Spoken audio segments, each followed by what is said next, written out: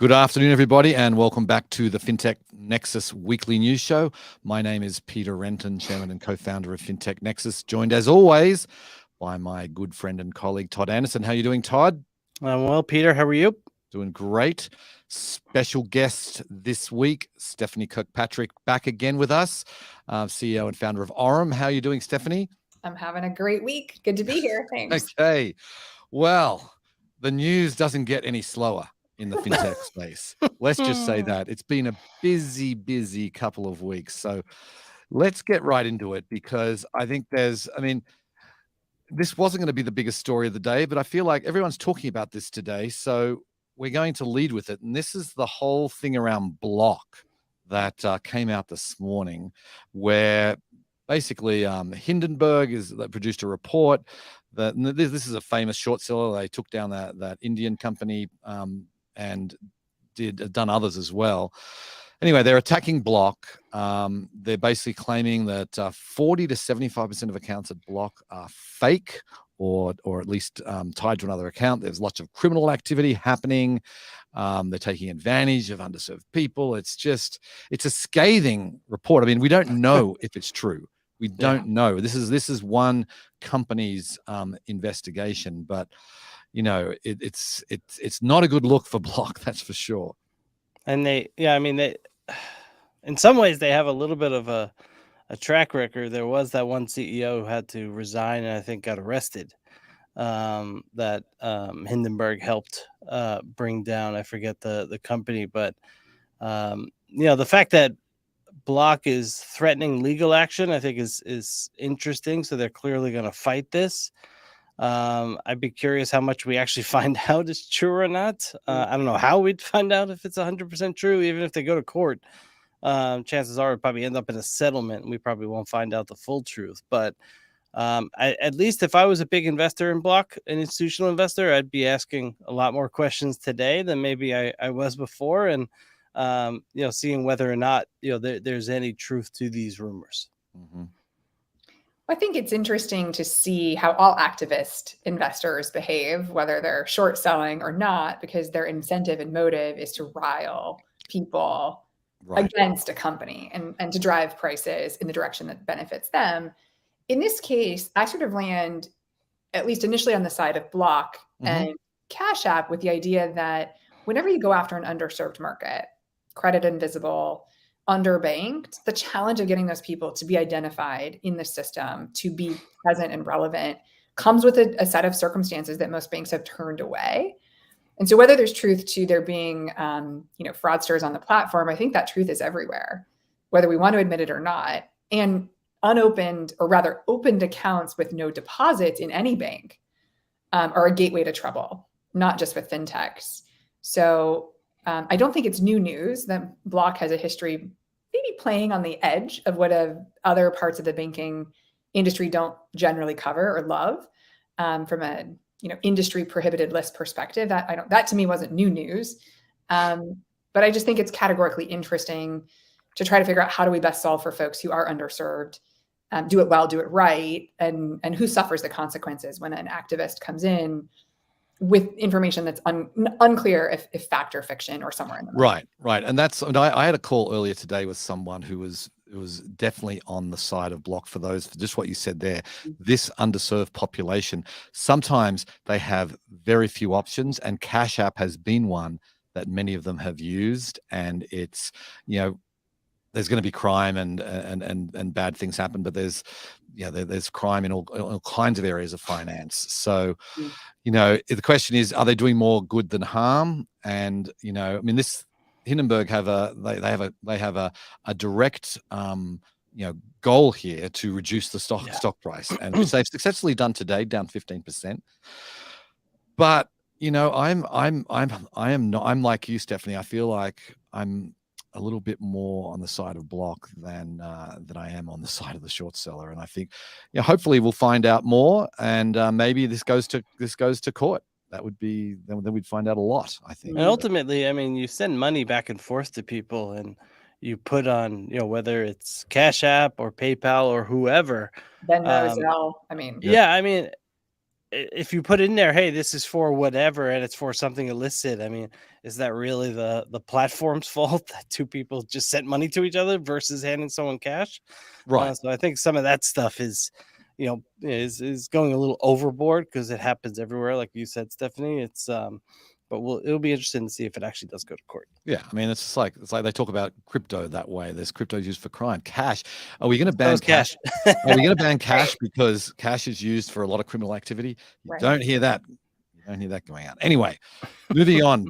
Lots of stuff to talk about, as I said. Coinbase received a Wells notice, which I found out what that meant now. I didn't know what that meant until yesterday. But they basically says that the SEC is going to most likely bring an enforcement action against Coinbase. And this has, Coinbase and SEC have had a relationship that is somewhat rocky. Coinbase have been trying to engage with them. I know they had lots of meetings with the SEC. And Brian Armstrong is not a happy camper, the CEO of Coinbase, but he welcomes the opportunity to fight in the SEC in court. He's basically saying, again, stock down 15% today, not a great. Well, stock is down anyway. Not a great look for Coinbase. But is this SEC overreach, Todd? In some ways, yes. I think everything in the U.S. in terms of the financial system should be regulated, and have crypto players kind of played on the outer edges for sure. But there's also been a lot of calls, and I think they met with the SEC 60 different times. At some point, the SEC does have to, and the regulators do have to set specific rules around crypto, even if they're very restrictive right now, and tell them, hey, prove that you guys aren't illicit, prove that this technology is safe and investors are protected, whatever. But they need to actually set the rules. It just feels like they keep pushing this off, and then enforcement action, and then it's kind of, they wave their hand like, oh, this could be good, and then enforcement action. I think they need to get their act together, and I think it's unfair. And I think, Peter, you made the point yesterday, or could have been in the last couple of days, a lot of this innovation is going to go offshore. And we're going to be way behind, and then we're going to try to catch up when this has been offshore for years. And offshore also encouraged FTX and others. Well, Gary Gensler has not hidden his point of view on crypto, right? So I think this isn't necessarily new news. Is it an overreach? I think is a good question, because to Todd's point, without firm regulations, it's very hard to say, am I playing in or outside the bounds of the rules that are set? I think the difficult thing with crypto that we've probably talked about on the show before is that it's unclear. Is it a payment vehicle? Is it a currency? Is it an asset class? Is it all of the above? And classification is ultimately, I think, the first step. And then being able to determine what regulatory body is most applicable to set regulations and help ensure that there is consumer protection, which I think is ultimately what's behind the SEC's intent, at least on a basic level. And I do agree, Todd, shoving things offshore, if you just look at faster payments, which is where I spend a lot of my time, we've shoved off everything we could possibly ever have to do. And all the other countries, developed and not, are surpassing us, and we're trying to figure out how to catch up. So it would be a shame to miss the opportunity to be at the forefront of what I think is something very powerful potentially, whether it lands in currency or asset class or somewhere else. I think the progress that was made was seemingly strong until FTX. And now we're seeing a real reversion back to disliking this category of digital assets pretty strongly. Yes. Speaking of disliking this category of digital assets, we had the White House bringing out the economic report of the president, which they do every year, and which normally is, talks about what the White House kind of views, how it views the economy and different things that are happening. And this one was very heavily focused on crypto.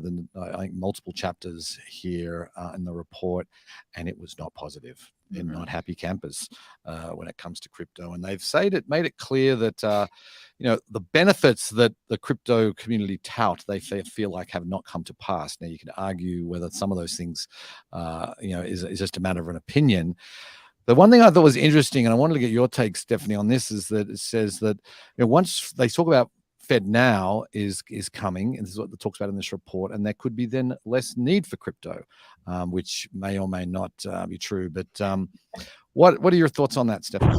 Well, I think it's a very provocative statement with a lack of depth in understanding what the difference between a crypto transaction and an on-chain transaction versus what is the use of a faster payment system. So sorry, you guys, that there's a little background noise. It's that's okay. Sounds like there are kids around. And so ultimately, I think FedNow. You know what, Todd? You answer. I'm going to silence the. This is a live show, folks. Anything can happen. Todd. Well, I mean, I think where she was going is FedNow does solve faster payments, but should it only be FedNow? At least that's my opinion.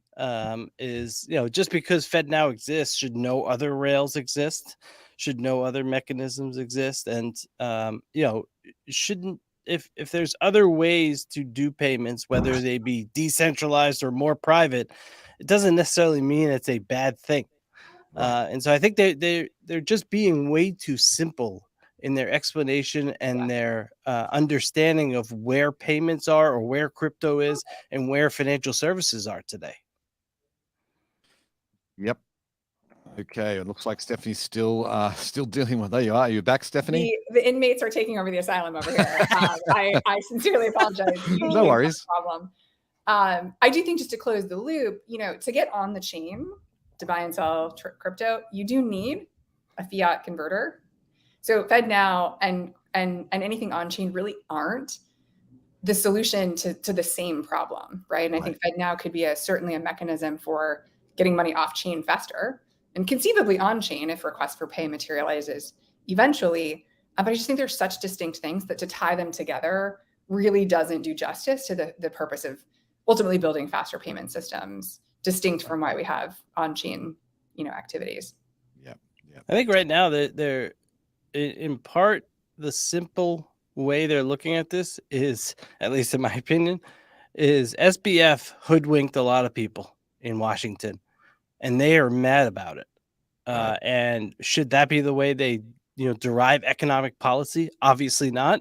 But there is a clear message being sent that we don't like you right now, and in part because we trusted someone that was so much a fraud. Yeah. Well, harken back to a few, not inconsequential public figures saying, "I'll take my paycheck in crypto." Right. Not so long ago, and here we are, completely on the other side. The mayor of the city that I'm in right now, New York. Yep. Yeah, you had famous football players doing it as well. It was all over the place. But anyway, let's move on. I want to touch on an article by Penny Crossman in American Banker, which I think deserves some discussion here. And it's on this, continuing on this same theme.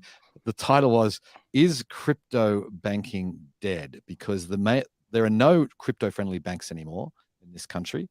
And they talked about NYDIG, which has been helping banks, help them attract customers who want to trade Bitcoin. The FDIC have reached out to all of NYDIG's customers supposedly and told them to slow down. And interesting, this article also featured a letter from Congressman Emmer, who wrote to the FDIC basically questioning its attack on crypto.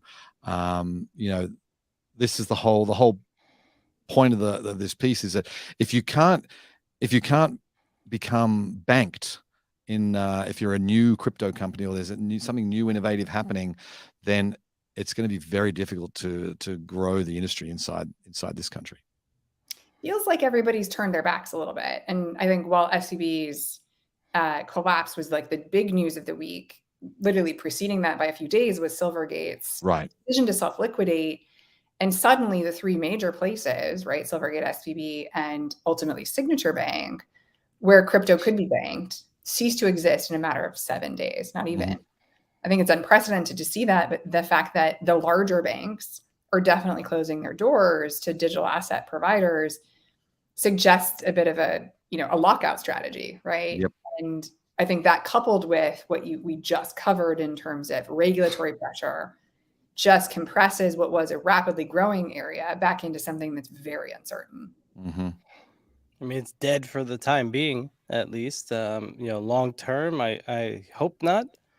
And maybe this is a space that bankers can come together and push the regulators. Like maybe this is how you can restart, kind of how you bring it in from the floor.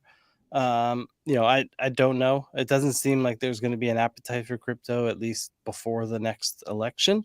And how that plays out, that'll change the policy. I think it's also funny that there was that rumor going around. Anybody buying the assets of, I think it was Signature SVB, couldn't take on their crypto business, which then they said wasn't true. Right. I think that was some pressure from Congressman Emmer that maybe made that not true anymore. But I mean, for the time being, it's certainly not in a positive space for sure. And what does it mean ultimately for, like, let's say Kraken today announced, right, that they're not supporting ACH anymore. So what actually, by turning our backs from a banking perspective and not allowing even fiat access to convert, what's the downside that we haven't seen yet of how people are going to funnel money offshore to get into crypto platforms? What's the new vector of risk, right? What's the problem that just got created by closing off the traditional banking system? I don't think I have the answer to that, but crypto is not going to go away. It's just going to go offshore. And the gateway to get there is going to look different than what we're used to, which I think complicates regulation. Right. It does. I mean, I think, everyone wanted to, so many companies, if we had gotten in front of this in like 2017, 2018, we could have, there'd be no FTX, there'd be probably no Celsius blow up or even BlockFi, but didn't happen, and we're dealing with a mess now. And their whole attitude is, let's just throw the baby out with the bathwater. We're not going to deal with it anymore. But anyway, I want to go on to the banking crisis, because there's been no major developments this week, which is good. No bank has failed this week. Touch wood. On that. But, the week's not over, Peter. Yes. Speaking of which, speaking of First Republic, that hasn't failed this week. Jamie Dimon seems to want to save them. There was a big story about Jamie Dimon coming on board to organize his banker friends to save them. But I didn't realize this. Customers have withdrawn $70 billion from First Republic since the Silicon Valley Bank collapse. So that's a massive amount. I don't know how much in assets First Republic had, but that's got to be a sizable chunk. The trouble is the bank has they've got portfolio losses, $26.8 billion, which leaves a negative equity of negative $13 billion. So they're not in good shape, First Republic. I don't think they're going to go under. I think they're trying to get a deal done, and they're trying to get a Silicon Valley Bank deal done. Now Signature has, some of the assets have been acquired by Community Bank of New York, so there was a deal done there, but feels like the whole banking thing is still in flux, wouldn't you say? Well, they have super Fed head Jamie Dimon, who's kind of the head of the Fed on top of the Fed. For some reason, he wants to save First Republic, and there could be many reasons to save it. I mean, bank failures in essence are not good, but I think is 70 billion more than what was taken out of SVB. At least the initial SVB number was like 42. I'm sure more has been taken out since, but it's a little odd that they're taking all these measures to save First Republic instead of just finding someone to acquire the assets at this point. It seems a little strange to me that they just keep going with more and more to try to save First Republic. I think I saw something, I'm trying to remember where I read it, but it was talking about the role Jamie Dimon played in Bear Stearns, and thinking about like the complexity of the takeover. And there was like much in this case, like a similar set of circumstances. And I think he was quoted saying, like, I wouldn't do it again because of the regulatory and compliance challenges that were presented post-acquisition. And so I wonder if there's something about the history, which is it's better to prop up a bank and let it continue than to try to sell it for parts and ask the big systemically important banks to try to absorb something that ultimately doesn't make sense or creates complexity for them. So I've been kind of watching it too, wondering a bit of the same thing, Todd. But if we look back in time, it strikes me that Jamie's been through this before, and there's got to be a rationale that's driving towards more potentially simplification, which is to use dollars and to create consortium inflow to offset what's been a heavy outflow and recreate that stability for the bank short term. Right. Well, If more there's to anyone come that knows banking, it's Jamie Dimon. He probably knows it better than anyone. So if he thinks it's a good idea, it most likely is. Yeah. Well, that's more to come on that. But speaking of bank acquisitions, and we have to talk about Credit Suisse. This didn't really have anything directly to do with the Silicon Valley bank crisis. Credit Suisse has been slowly dying for a couple of years at least, and this past weekend, it was so funny because the original offer was $1 billion, and then I think like 24 hours later it was $3 billion, and then they said okay. So it's, which, when you look about what these banks were worth, like this is UBS buying Credit Suisse. These banks were both worth north of, I don't remember what the numbers are, but they're tens of billions, even over 100 billion, and to go down to just 3, it's almost like a rounding error in some ways. And the UBS chairman was pointed out, his quote exactly, "This is an emergency rescue." So he didn't really want to do it. Doesn't sound like, but anyway, we now have those 2 big Swiss banks are now one. Well, their secretive and competitive natures historically has always been so storied. So I think this is particularly interesting. Mm-hmm. But I think Matt Levine wrote a really good piece in Bloomberg about essentially why the price went to $3 billion and what's the difference. Yeah, I read that. Rounding error. Yeah. And essentially, before UBS has a chance to figure out what to keep, what not to keep, how to restructure, they need people to come to work tomorrow. And I think Matt said it's sort of like perfectly, which is 100% write down on value. Nobody's going to walk in the door tomorrow. Now, a 90% write down is not great either, but there's still some opportunity there. So it was interesting to consider the perspective of essentially the shareholders that need to show up at work tomorrow, and how to keep some degree of continuity and value for, in this case, UBS, the acquirer, in figuring out that this emergency rescue scenario, which doesn't leave time for knowing the answer to a lot of the things of, keep, sell, grow more of, do less of as you go through that M&A. Right. Well, and while it wasn't directly related to SVB, the Swiss had no problem throwing the U.S. banking system under the bus, saying this was the thing that ultimately tipped it over. So I think they jumped on the SVB bandwagon and said, "Oh, this is a good time to let it happen, and we'll just throw a nice little bit of blame on the U.S. banking system." Right. Okay. We're now done with bad news. I think we've been talking about bad news for the last 23 minutes. So now we're going to talk about some innovation. Brex was in the news this week. This was an interesting one. They have been a beneficiary of the SVB decline. They've got lots and lots of deposits, in billions supposedly of deposits from SVB customers, but this has nothing to do directly with that. They announced, I'm sure this has been in the works for months, they're getting into travel. They basically embedded travel, which I didn't know was a thing, but apparently there is such a thing. They're basically going to they're working with a travel as a service company to offer travel and entertainment to their clients. It's going to be part of their popular, like their spend management platform, their Empower platform. And the CEO was doing the rounds this week, Enrique, and saying that travel's a pain point for many businesses when it comes 100%. To spend management. This is going to simplify. I mean, this is basically what we use Brex for. So in full disclosure, Brex customer over here, okay. Big supporter of all kinds of innovative bank products. But I mean, this feels a little bit like, not to put Brex back in a box, but it does feel a little bit like the Concur SAP platform, which, in my past life at big corporations is where I go to both do my expense management and do my approved bookings. So I think the idea that now even smaller scale companies like startups have the same need to control and centralize travel bookings, I don't think is a wildly new idea, but much like everything else Brex touches, having not seen the actual Empower experience with this built in, I would say, they do things really well. You text a reply when a transaction comes in, it puts a memo and it puts the expense, receipt right together in the app. They're really good at the user experience of things that are otherwise ugly and painful. So if anything was ripe for, I think, a little additional innovation in the way businesses do expense management, travel is absolutely at the top of that list.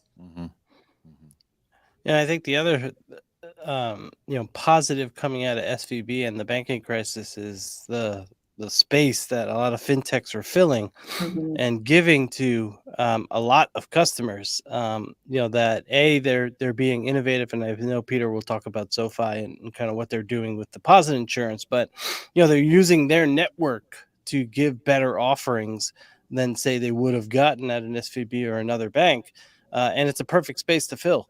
And there's not only Brex, but then I think there was Arc and a few others that are also coming up with innovative products that are put together fairly quickly in the SVB crisis, and you have to give it to a lot of the teams that they were able to spin these up so quickly. Yeah, that was really my point for talking about the Sofi. Sofi announced this week that they're now offering $2 million of FDIC insurance on their checking and savings accounts. I am a Sofi customer, and that's a positive development for me. The thing that's most interesting to me is we're still less than 2 weeks since SVB was taken over by the government, and it was this time 2 weeks ago when we were opining that we didn't think Silicon Valley Bank would go out of business, but we were clearly wrong on that. But good predictors we are.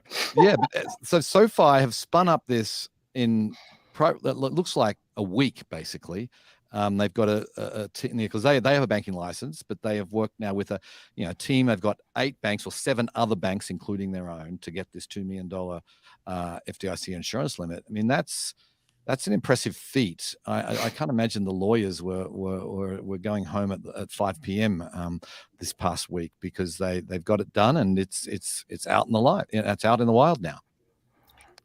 I mean, whenever there's a good crisis, I think teams motivate, they calcify, they come together. So I think, when you're sitting there saying, wow, in service of solving a massive customer pain point, how can I work around the clock and apply myself? I think that's kind of, I wouldn't call Sofi a startup these days, but that is kind of the DNA of young companies is mobilize, find the problem. And on a day-to-day basis, you don't get a crisis like that where you can mobilize as rapidly sometimes. And I think it really just demonstrates where, and Mercury and other business banks have done this as well. The idea that you could bring a really innovative solution and just put your arms around it really quickly, I think is why we exist. Mm-hmm. It shows you can launch stuff in fairly quick fashion. I mean, there's a lot of redundancies built in, and you need to go through compliance and risk. But ultimately, if you need to get something out there, you can do that pretty quickly. Right. And then final story of the week, eToro. We actually have a fundraising. This is a decent fundraise too. Like eToro had a SPAC deal. It was a $10.4 billion SPAC. It was terminated about 8 months ago. Not a surprise there. Every SPAC deals are getting terminated left, right, and center in 2022. But now they've raised $250 million in equity, and now valued at $3.5 billion, not 10.4. So it's a pretty significant haircut. But the reality is they got a deal done. This is the largest equity round I've seen. May even be this year outside of anything AI related. Stripe. Outside of Stripe. Sorry, outside of Stripe. that was sort of like that was a non-dilutive round. So yeah, it's a big deal. Yeah, I mean, raising. Go ahead, Todd. No, you go for it. I don't think it's the last time we're going to see, I think, good fundraising. The fact that it's at a different price point than a previously discontinued SPAC doesn't surprise me. And I think in today's environment also doesn't signal the concern it did a year ago when that reset on pricing was feeling really uncertain and scary. I think what it signals is actually streamlining the ability to match more closely the revenue trajectory with the valuation, which is good for everybody. Yep. Instead of being kind of consistently behind and frankly having misaligned expectations, because had they IPO'd at that price, I mean, I can't imagine what the day-to-day would look like today. It may be lower than where they are right now. Yeah. I think this is actually a really good outcome. They were fortunate to kind of, the SPAC market slowed, and they came to the point of not going through with it. And ultimately, this is probably the better path. Yep. Okay, well, we'll have to leave it there. Stephanie, thank you so much for joining us. Great to have you back on. Todd, thank you as always. Thank you. Yep, thank you to the viewers and listeners. Very much appreciate your attention. Before we go, Have to remind you, Fintech Nexus USA happening New York City, May 10th and 11th. It's going to be huge. Get your tickets now. With that, I will wish you a good afternoon and good weekend, and we'll be back same time next week. Thanks, everybody. Bye.